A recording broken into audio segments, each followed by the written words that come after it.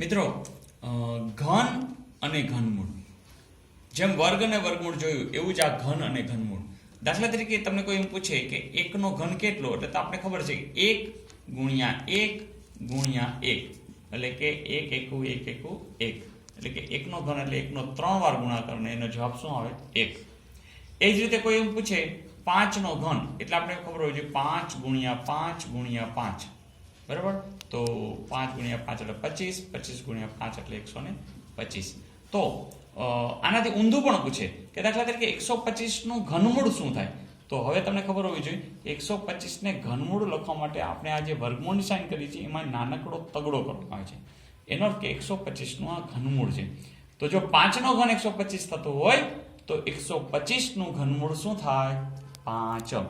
તમને કોઈ પૂછે 8 નું ઘનમૂળ કેટલું, ફરીથી 8 નું ઘનમૂળ પૂછે છે, તમારે વિચારવું જોઈએ કે એવી કઈ સંખ્યા મળે છે કે જેનો ઘન 8 થાય છે.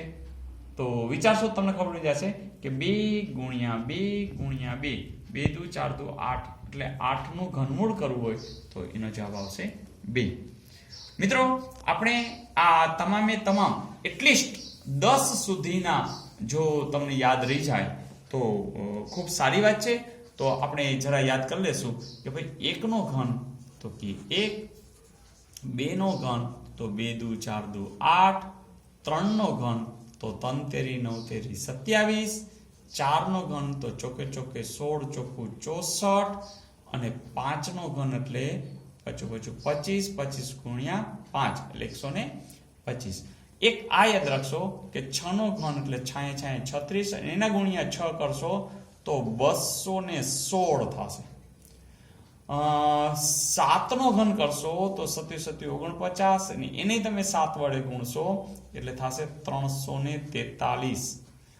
8 નો ઘન કરશો તો 88 64, એને પણ તમે 8 વડે ગુણશો એટલે થશે 512. 9 નો ઘન કરશો એટલે 9 9 81 અને પાછા ગુણશો એને સાથે 9 ને તો 729. 10 નો ઘન તો મોઢે જ આવડે કારણ કે 3 મીંડા ચડાવવાના છે. ફરીથી આટલી વસ્તુ બહુ મહત્વની છે. જ્યારે પણ તમારી સામે 343 દેખાય એટલે ખબર પડવી જોઈએ આ કોઈનું વર્ગમૂળ નથી થતું, આનું ઘનમૂળ નીકળી શકે છે. અને બીજું કે જેના ઘનમૂળ નીકળી શકતા હોય એવી આ તમામ સંખ્યાઓને પૂર્ણ ઘન કહેવામાં આવે છે.